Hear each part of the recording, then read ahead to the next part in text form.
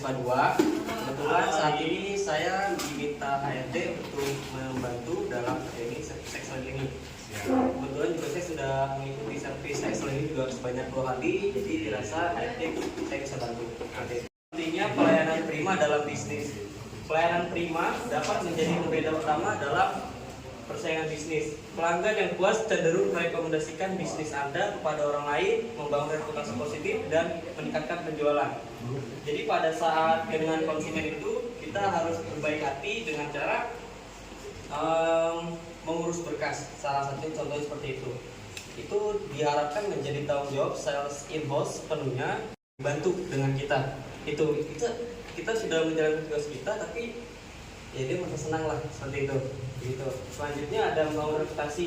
Dengan melakukan hal yang pertama itu akan membuat reputasi kita menjadi baik dan konsumen akan merekomendasikan kita kepada temannya, keluarganya dan yang lainnya. Seperti itu. Dari dua ini meningkatkan kualitas dan membangun reputasi, pasti akibatnya adalah meningkatkan penjualan diri kita sendiri dan akan mencapai target diri kita sendiri. Seperti itu. Oke. Misalnya bilang ada hadiah Bu, nanti hadiahnya mobil, itu udah nipu gitu. Jadi bohong boleh, nipu jangan, karena terkait reputasi kita juga sebagai penjual. Kelola keluhan pelanggan dengan baik. Keluhan pelanggan adalah peluang untuk meningkatkan pelayanan dan membangun kepercayaan. Tanggapi keluhan dengan profesional dan empati. Pertama yaitu tanggapi dengan cepat. Ketika ada konsumen datang mungkin ke kantor, konsumen yang memiliki keluhan itu pasti mencari sales pertama kali. Orang yang paling dekat dengan dia adalah sales sebelum ke kami atau sebagai admin. Seperti itu. Jadi ditampung dulu oleh sales, baru akan dibantu oleh admin. Seperti itu. Seperti halnya keluhan ketika ada komplain terkait pembangunan rumah setelah serah terima kunci. Dengar yang baik seperti kita dengan teman kita sendiri. Seperti itu. Ini bisa kita lakukan dengan konsumen kita. Selanjutnya ada bersikap empati. Ketika konsumen mengeluh, ada keluhan terkait produk yang dia beli, kita bersikap empati dengan cara seperti, oh iya Pak, kami mengerti produk yang Bapak ini ketat ya Pak ya, karena Bapak tidak perlu khawatir, akan kami perbaiki, nanti akan kami sampaikan kepada pihak teknik. Seperti itu. Lalu yang selanjutnya tawarkan solusi. Solusinya itu ialah dengan menyerahkan pekerjaan tersebut ke pihak teknik. Jadi kalian selanjutnya ada complaint handling. Keluhan adalah peluang untuk meningkatkan pelayanan. Yang pertama, mendapatkan informasi yang tidak terlihat. Lalu yang kedua, peluang untuk perbaikan proses. Yang ketiga, membangun hubungan pelanggan yang lebih baik.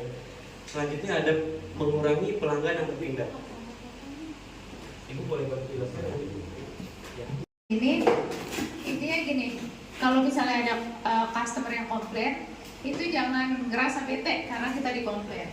Ternyata kalau misalnya dari komplain itu kita bisa lihat apa yang nggak bisa kita lihat sebelumnya. Pasti kan pelanggan komplain nih, terus kita baru tahu oh. Yang selanjutnya yaitu prinsip pada saat kita menangani keluhan itu dengan cara minta, M-nya itu minta maaf didahulukan seperti, Bapak mohon maaf sebelumnya. Lalu yang kedua, identifikasi penyebab. Kita harus tahu apa yang dikeluhkan oleh konsumen ini. Setelah mengetahui hal tersebut, kita nyatakan empati seperti di awal sudah saya jelaskan. Kita mengerti Bapak terkait menerima hal ini, kami akan bantu cari solusinya. Seperti itu. Lalu yang keempat, tawarkan alternatif. Seperti yang tadi, setelah kita tahu penyebabnya, kita berempati, kita tawarkan solusi untuk si konsumen tersebut. Lalu yang kelima, akhiri dengan baik. Bisa diberikan pernyataan yang mungkin seperti ini. Oke, baik Bapak Ibu, keluhannya sudah kami tampung. Apakah ada yang bisa kami bantu lagi? Seperti itu. Mungkin kata-kata penutup yang bisa disampaikan dengan kata seperti itu. Ada lagi yang bisa dibantu. Orang volunteer untuk mempraktekkan cara menghadapi pelanggan yang sulit dengan tenang dan solutif. Ayo dorong, jangan Aska lagi, bosan menontonnya. Aska.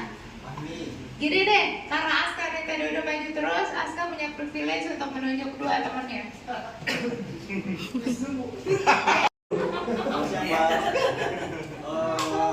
Ini kok rumah saya kok agak retak ya, dari pelakuannya juga agak belum dicat ulang juga ya, dan setelah saya isi form komplain selama 30 hari itu.